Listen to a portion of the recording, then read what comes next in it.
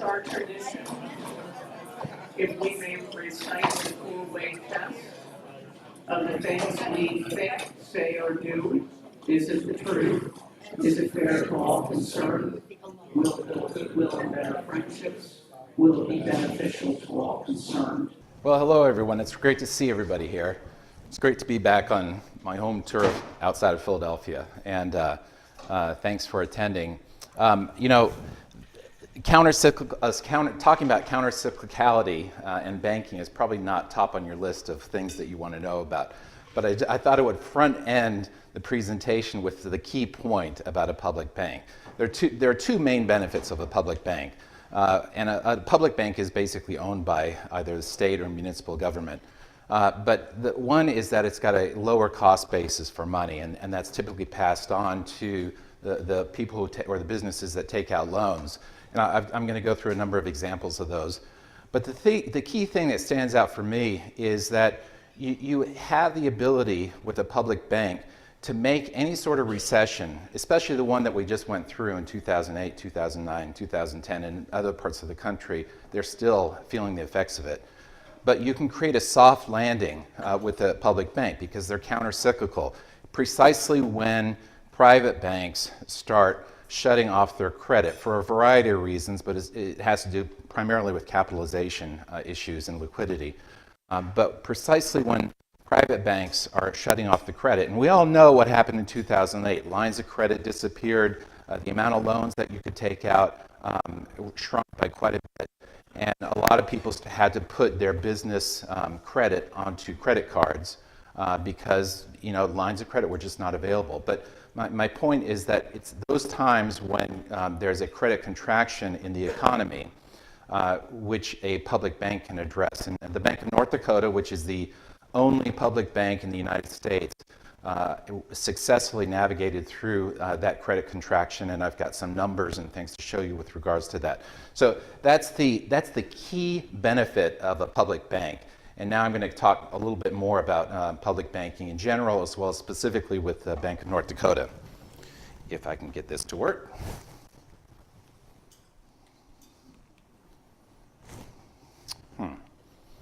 Up arrow.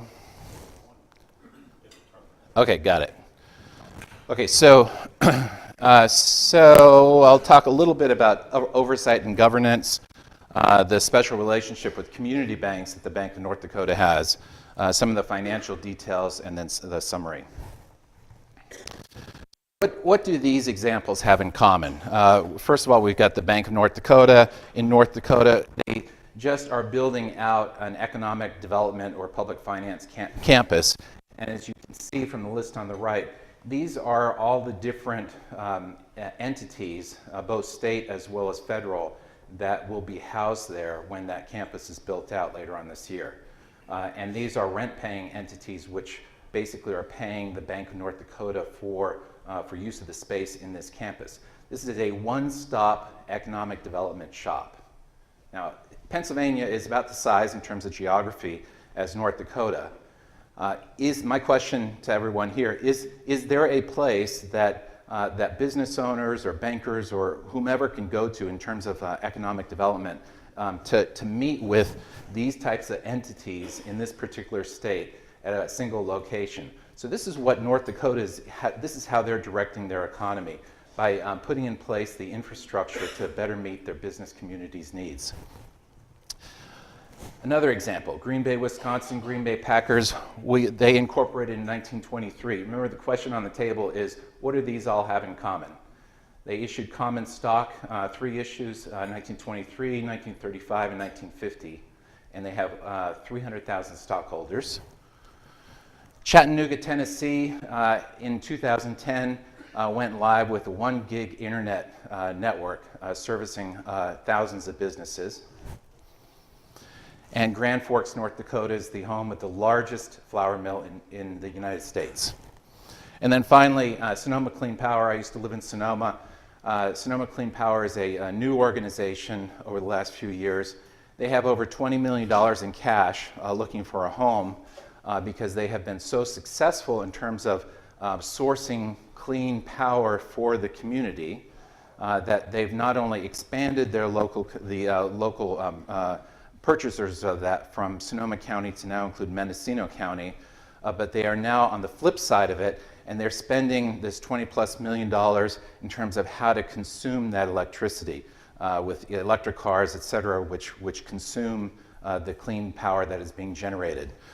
So what's common with all of these organizations is that they're all public. They're owned by the public. There are different models. Bank of North Dakota is state-owned. Green Bay Packers has 300,000 stockholders, and Green Bay only has 100,000+ individuals living in it. Chattanooga has put in place this internet broadband or fiber optic system within their city limits, and it is part of the electricity department. State Mill in North Dakota, as I mentioned, it's the largest flour mill in the United States. It's owned by the state. And the Sonoma Clean Power is a JPA nonprofit. It's kind of a different entity. And it's being funded, I believe a lot of the money is mostly taxpayer dollars. So what's interesting about these is they're all public to one degree or another, and there's democratic oversight associated with these entities, which is what you don't get in the private sector, of course. There is some oversight in the private sector through stockholder meetings, but not legislatively or not in other forms. So I'm going to give some examples of how that oversight directs the Bank of North Dakota. One of the key things to keep in mind is that the bank, now keep in mind, we keep thinking of government entities as being slow on their feet, but that's just not the case in North Dakota. In 1997, the second most costliest flood in the United States occurred, and it happened on the Red River, completely flooded downtown Grand Forks, North Dakota, and there was a big fire at the same time that wiped out a few city blocks. I don't know if many of you remember that, but it was an extremely costly flood. FEMA was in existence at the time, but the lag time between the time of a crisis or natural disaster and the time that business owners and homeowners could get reimbursed was about 6 months. And the folks in North Dakota said, we just can't hold on like that. So what the Bank of North Dakota did was within 2 weeks put together a disaster recovery program. And what they did was suspend all payments for home mortgages for 6 months. They suspended all student loan payments that were held by the bank for 6 months. And they were extremely responsive to the needs of the community because of that. So I challenge folks here to think about when we look at other catastrophes in this country, and especially the one, Hurricane Sandy in New Jersey, that type of largesse was never extended to the homeowners in New Jersey. There were all sorts of issues associated with that. And so in North Dakota, they just used the bank to serve the public, and that's their approach. The state-owned North Dakota Mill was created back in 1919 along with the Bank of North Dakota. The story behind that is basically at that time, North Dakota was nearly 100% an agricultural community. Of course, there were services and some manufacturers, but mostly agricultural.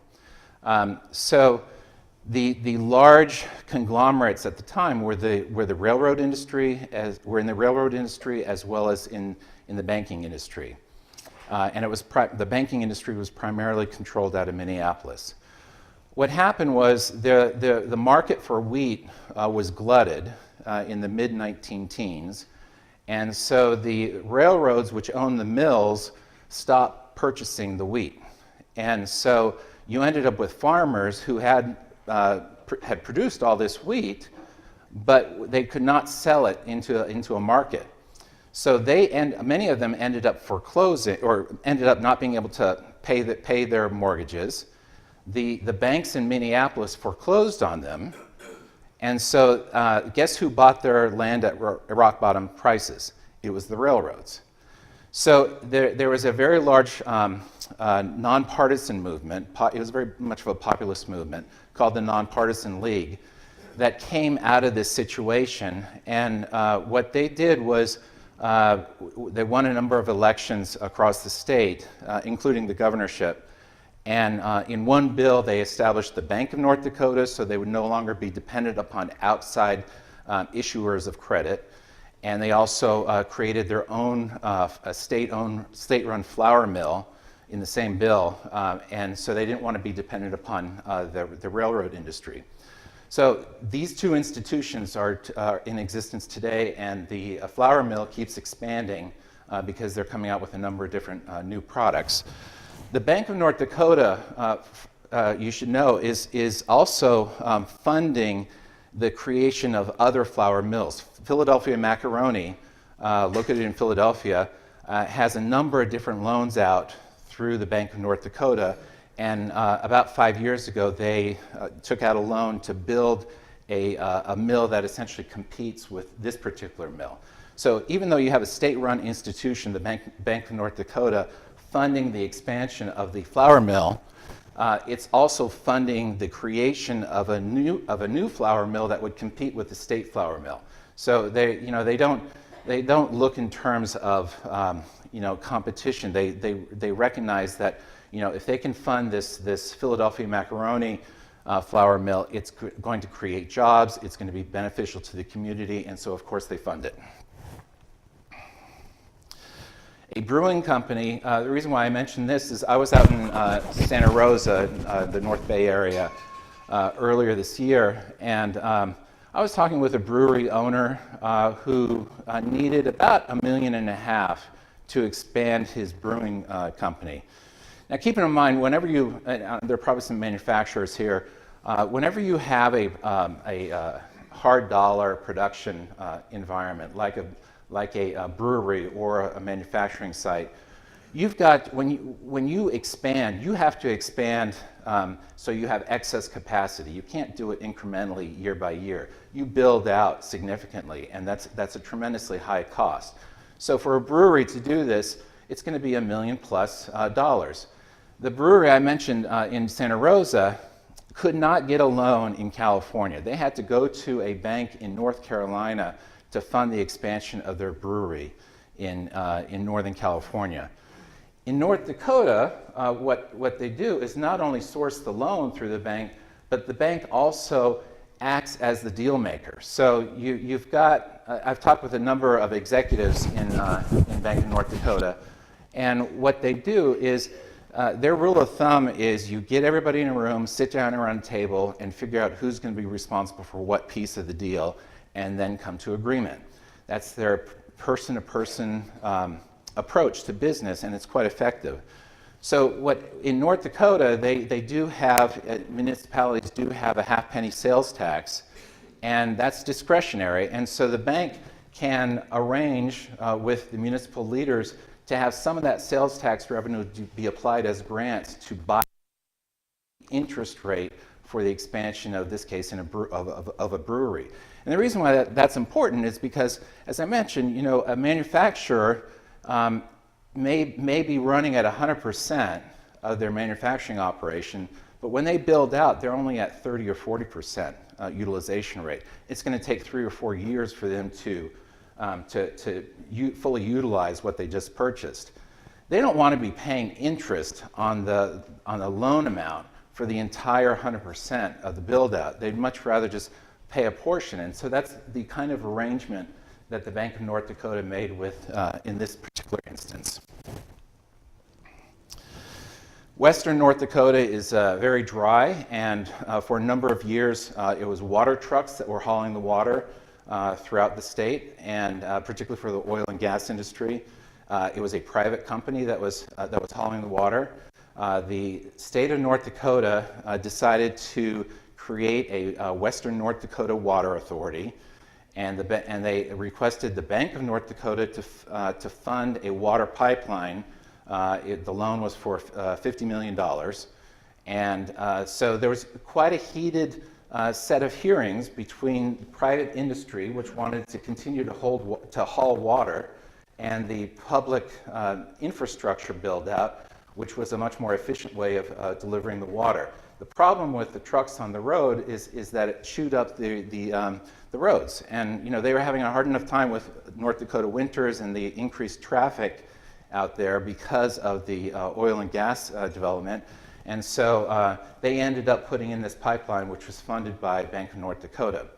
Those kind of loans in North Dakota are typically at about 2% per year for 30 years, and it's just an amazing rate. And that's because they have government deposits in their bank, which are known as being sticky. They stay around for quite a while, and those government deposits create credit within the bank because the bank's a depository institution, and that credit is used to build out infrastructure like this.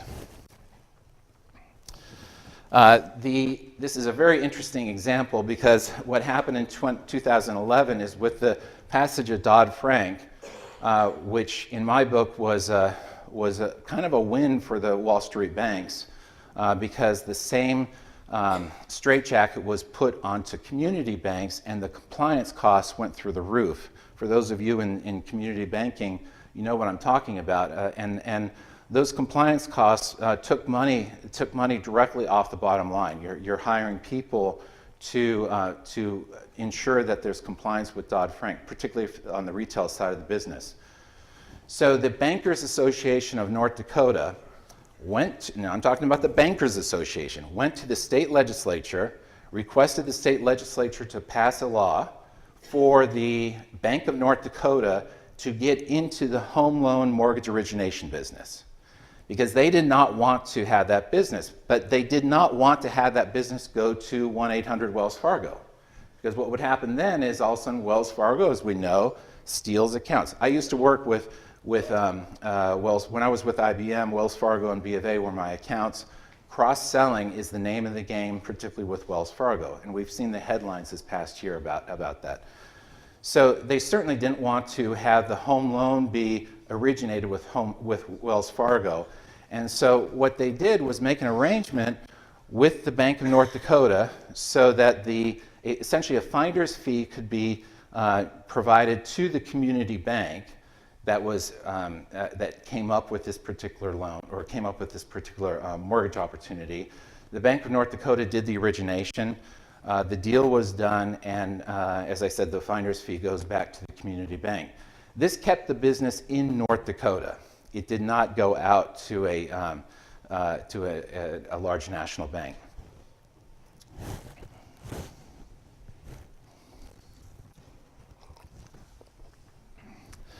I mentioned infrastructure lending earlier. They regularly do, Bank of North Dakota regularly makes loans upwards to $15 million at 2% per annum for 30 years. This was a new loan program as of last year that came out, and Grand Forks is putting in a new water plant, and they're certainly taking advantage of it. Another small town is using the same kind of loan at a much smaller number, but it's still at 2%, which is great for them to build out their housing infrastructure. And let me talk a little bit about the relationship with community banks. So this is a really interesting infographic on the number of banks per 100,000 people. You can tell, certainly the Great Plains has a lot more community banks per capita, but North Dakota excels in that. This is from there was a study in 2011 by the Federal Reserve of Boston on the Bank of North Dakota because there were a number of people in Massachusetts at the time considering establishing a public bank in Massachusetts. And this is a corroboration through the Federal Reserve of the very strong community bank presence in North Dakota.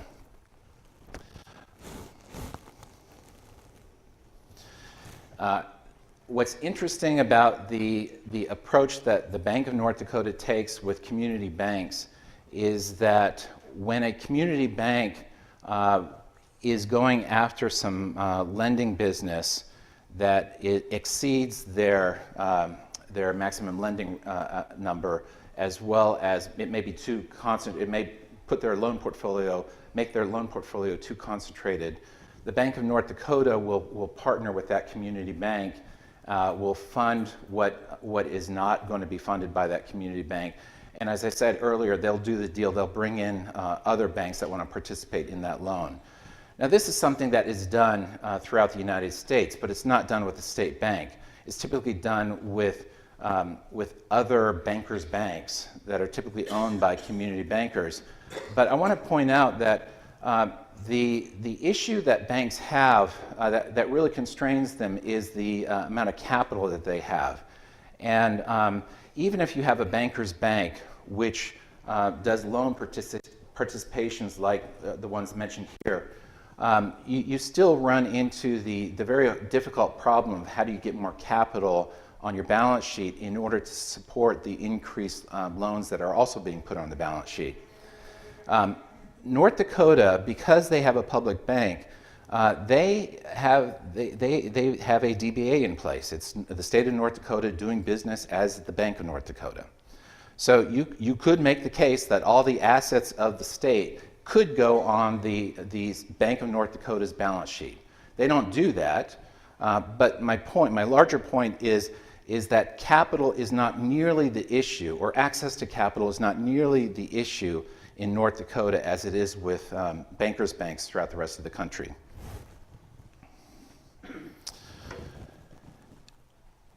I mentioned that government deposits and how the state makes the state treasurer puts her tax receipts as well as fee receipts into this Bank of North Dakota. By law, she's required to do that. The cities and counties in the state are not required to put their public monies into the Bank of North Dakota. And so what Bank of North Dakota does is actually issue letters of credit to support the public deposits that are placed into community banks. And the reason why this is important is because deposits are kind of the cheapest source of money for a bank, but that doesn't include government deposits. With government deposits, a bank typically has to collateralize it, and there's the cost associated with that.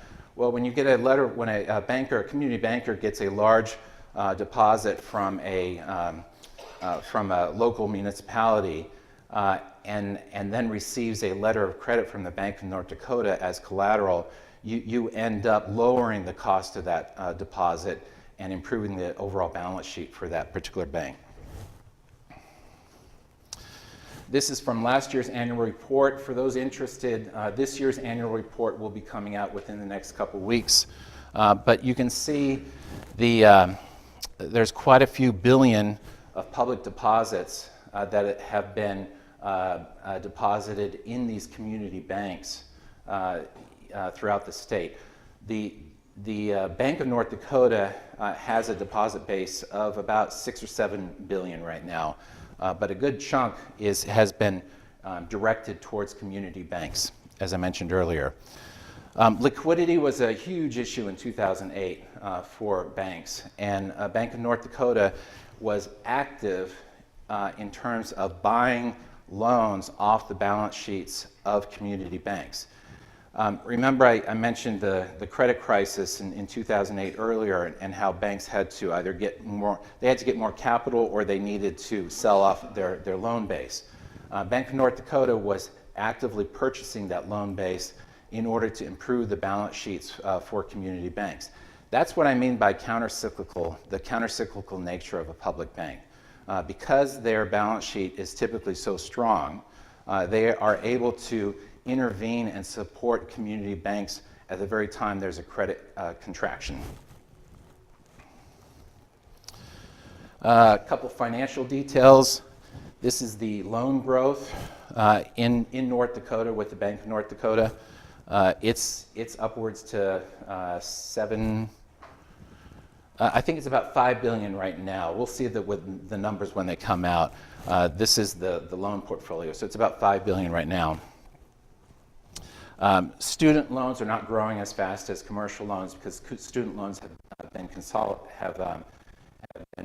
handled by the federal authorities.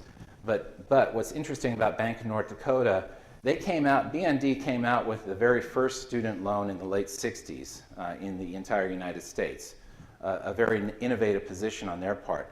They are now helping students consolidate their loans in North Dakota. So if you're 25 years old, you have a job, but you have $30,000 of loans over your head that you're paying to 3 or 4 or 5 different organizations. As long as you have a job and you live in North Dakota, Bank of North Dakota will consolidate that loan at very favorable terms, like 3.4%.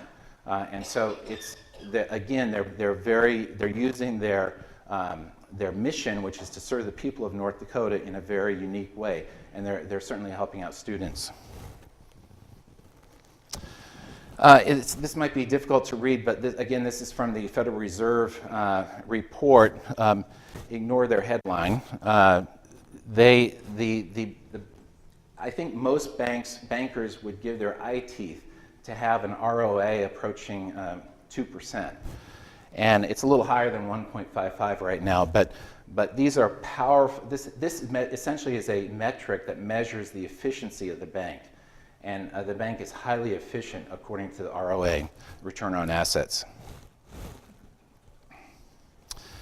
So when we go to our state capital or to our counties or county supervisors or to our cities, and there's a budgeting meeting involved, the planning process associated with the budget for the following year, there are basically 4 different funding alternatives.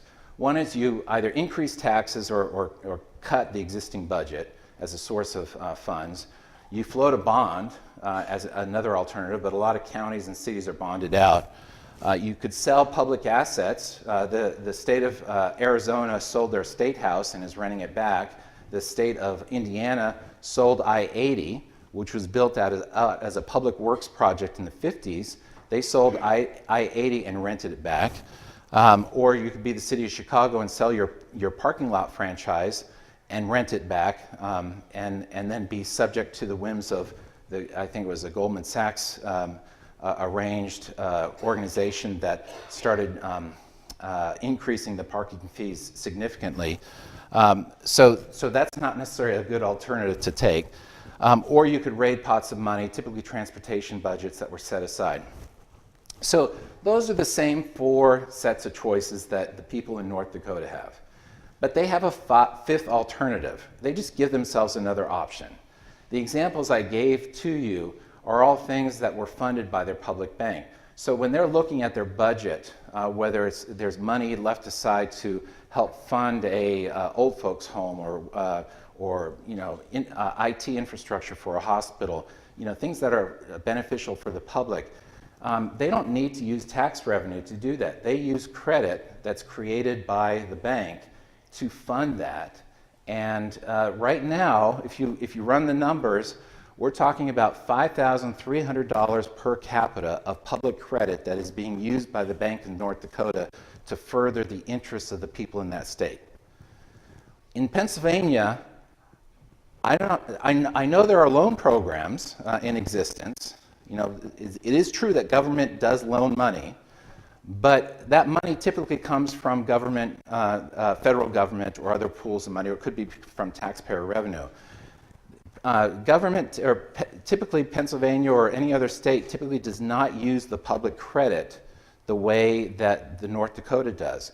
What happens is the state treasurer in 49 states takes our tax money and the fee revenue and places it into a large Wall Street bank that provides cash management services, and then that credit that is generated is used by that bank to build a coal-fired plant in Chile or to fund other things overseas, and that credit is not necessarily returned to the taxpayers in that state. North Dakota, they say that's crazy. We should really use our public assets to further our own interests. And so the state treasurer puts that tax money, which is public money, into a public bank, and then that credit of $5,300 per person is used to fund many of the projects that I mentioned. And keep in mind, whenever we meet and talk about things that we want to fund, what's the big concern everybody has? They walk away from saying, well, that's a great idea if we only had the money. They don't do that in North Dakota because they have the public credit, which they use to fund many of their ideas. So that's it. That's my contact information, Mike Krause's contact information as well. And there is a significant effort here in Pennsylvania for a public bank. Mike spends a lot of time in Philadelphia. A lot of the people are there. You can find out more about some of the events coming up at publicbankingpa.org. Thank you very much.